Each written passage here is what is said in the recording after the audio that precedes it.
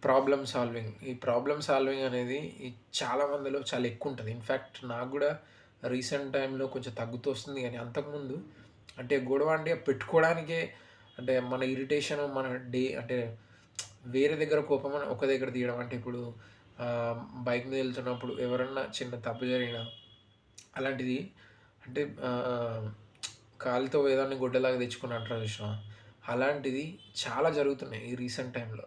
దాన్ని మనం నిజంగా అవాయిడ్ చేయాలి. అంటే మన ఫోకస్ మెయిన్ థింగ్ మీద ఉండాలి తప్ప, ఈ సైడ్ ట్రాక్స్ మీదకి ఎళ్ళకూడదు. దానికి సంబంధించి చాలా ఇరిటేషన్స్ ఒస్తాయి. అంటే లైఫ్‌లో మనం బైక్ మీద ఎళ్తున్నా ఎనక నుంచి ఎవడో గుద్దేయడం, లేకపోతే ముందు నుంచి ఎవడో తాకేయడం, లేదంటే ఎవడో కాల్ చేసి డిస్టర్బ్ చేయడం, ఇలాంటి థింగ్స్ చాలా ఉంటాయి. ఇలాంటి ప్రాబ్లమ్స్‌ని ఎంత ఫాస్ట్‌గా చెక్ పెడితే అంత బెటర్. ఆ చెక్ ఎప్పుడు పెట్టాలి, ఏంటిది అనేది మన మైండే చెప్పేస్తది. అరే! నువ్వు ఓవర్ యాక్షన్ చేస్తున్నావు తగ్గించుకో.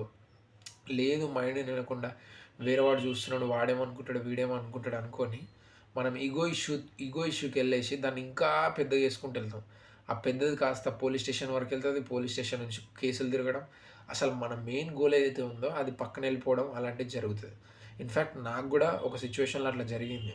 ఒక ట్రాఫిక్ పోలీస్ ఏదో అన్నాడని జెప్పేసి అంటే ఒక చిన్న విషయాన్ని చాలా పెద్దగా చేసి భూతద్దంలో పెట్టి చూసుకొని, దాన్ని ఇంకా మిజరబుల్ చేసుకొని, అనవసరంగా పాడైపోతుంటాం.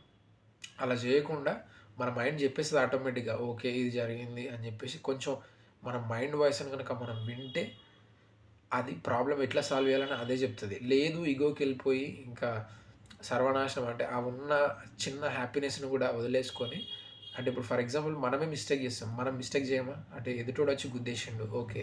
బట్ మనం గూడా ఎప్పుడన్నా గుద్దామా? గుద్దుతాం.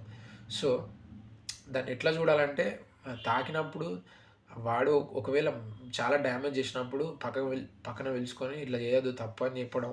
లేదంటే దానికి సంబంధించిన రీయింబర్స్‌మెంట్ చేయడం. ఇలాంటివి చేసుకోవాలి తప్ప కొట్టడం, తిట్టడం ఇలాంటి వాటి వల్ల జీరో. ఇన్‌ఫాక్ట్ మన మూడ్ స్పాయిల్ అయితది. వానితో గొడవ చుట్టుపక్కలోళ్ళకి ఎంటర్‌టైన్‌మెంట్ తప్ప మనం వాళ్ళకి కాంట్రిబ్యూట్ చేసేది ఏమీ ఉండదు. చుట్టుపక్కలోళ్ళు పెద్ద వింటున్నారు. వాళ్ళేదో ఇంటర్ఫియర్ అయ్యి మనకేదో హెల్ప్ చేస్తారని మనం అనుకుంటాం గానీ, వాళ్ళకి జస్ట్ ఎంటర్‌టైన్‌మెంట్ అవుతది తప్ప, దానికి మించి ఎవ్వడు కేర్ జేయడు. సో, అందుకని ఒక ప్రాబ్లమ్‌కి ఫ్యామిలీ ప్రాబ్లమ్సే అవ్వచ్చు. నాకు ఒకటే నాకు తెలిసిందేందంటే, మనకు ఎదుటి వాళ్ళ మీద కోపం వచ్చినప్పుడు వాళ్ళతో కొన్ని రోజులు మాట్లాడకపోవడం బెస్ట్ అనేది నా సలహా.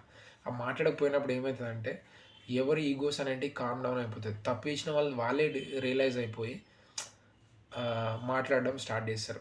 ఇగో అనేది చాలా డేంజర్ ఇష్యూ. ఈ ఈ ప్రాబ్లమ్ క్రియేట్ జేయడంలో మెయిన్‌గా ఇగో అనేది ప్లేస్ చేస్తది. ఆ ఇగోని మనం చంపాలంటే, మనకొచ్చిన కోపాన్ని కప్పిపెట్టుకోవాలంటే, కొద్దిసేపు మాట్లాడకుండా ఉంటే, దానికి మన సమాధానం మన హార్టే ఇస్తది. మన మైండే ఇస్తది. దాన్ని మనం వెతుక్కుంటే ఈ ప్రాబ్లమ్‌ననేది సాల్వ్ చేసుకోవచ్చు. ఓకే. ఇందులో నేను చెప్పింది ఎంతవరకు నిజముంది ఏందనేది మీరు థింక్ చేస్తే మీకు అర్థమవుతది. And thank you for watching. ఒకవేళ లైక్ చేస్తే లైక్ కొట్టండి. సబ్స్క్రైబ్ అయితే చేసుకోండి. That is my request. Thank you for watching. Bye bye.